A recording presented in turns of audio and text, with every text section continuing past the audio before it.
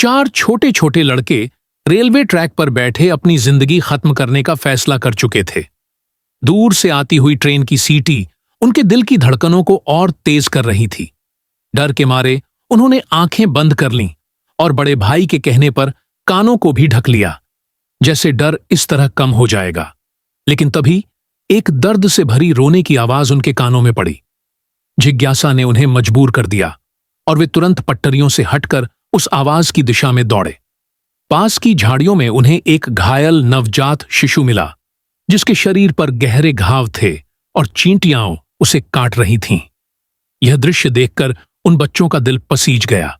मौत का विचार छोड़ वे बच्चे भागकर उसे पास की डिस्पेंसरी में ले गए। डॉक्टर की मदद से बच्चा बच गया।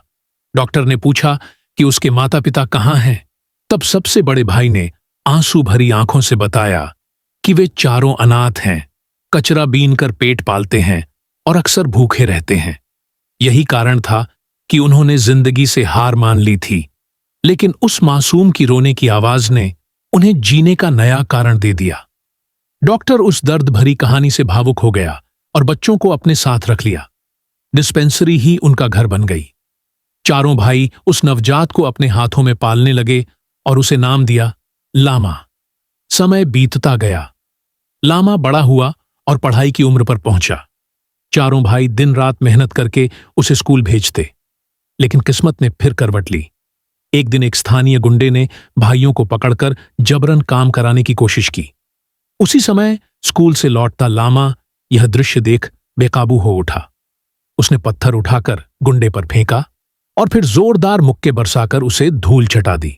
उस दिन से साफ हो गया, लामा अपने भाइयों का सबसे बड़ा सहारा है।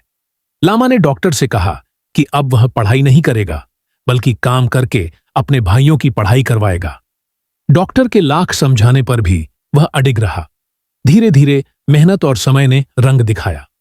सालों बाद बड़े भाई ने मेहनत करके खुद को सबसे कम उम्र का सरकारी वकील बना लिया। उसकी ईमानदारी और सख्ती से बड़े बड़े अपराधी कांपने लगे। लेकिन यही उसकी मुसीबत भी बनी। एक शक्तिशाली नेता की नकली नोटों की तस्करी पकड़ने पर गुंडे उसके पीछे पड़ गए। उन्होंने रिश्वत देने की कोशिश की, लेकिन बड़े भाई ने इनकार कर दिया। तभी लामा मैदान में उतरा। उसकी गुस्से भरी मौजूदगी ने सबको डर से हिला दिया। एक एक कर उसने गुंडों को धूल चटाई और सबको साफ संदेश दिया, अगर मेरे भाइयों को छूने की कोशिश की तो दुनिया में कहीं भी छिप नहीं पाओगे। लामा का यही जोश आगे भी जारी रहा। चाहे पुलिस विभाग का अहंकारी अफसर हो या माफिया का सरगना, किसी की हिम्मत नहीं थी कि उसके भाइयों को नुकसान पहुंचाए। लेकिन बदला लेने की आग में जलते दुश्मनों ने भारी साजिश रच डाली। लामा के बड़े भाई को दूर भेज दिया गया और घर पर हमला कर दिया गया। लामा के भाइयों और भाभियों को बंधक बनाकर गोली मारने की तैयारी हो रही थी। तभी गर्जन करती एक जीप ने मैदान में प्रवेश किया। लामा लौट आया था, उसकी आंखों में आग और साथ में खड़ी उसकी भतीजियां। और तभी सबसे छोटी भतीजी अपने पापा की ओर दौड़ पड़ी। लेकिन अगले ही पल कुछ ऐसा हुआ जिसने सबकी सांसें रोक दी।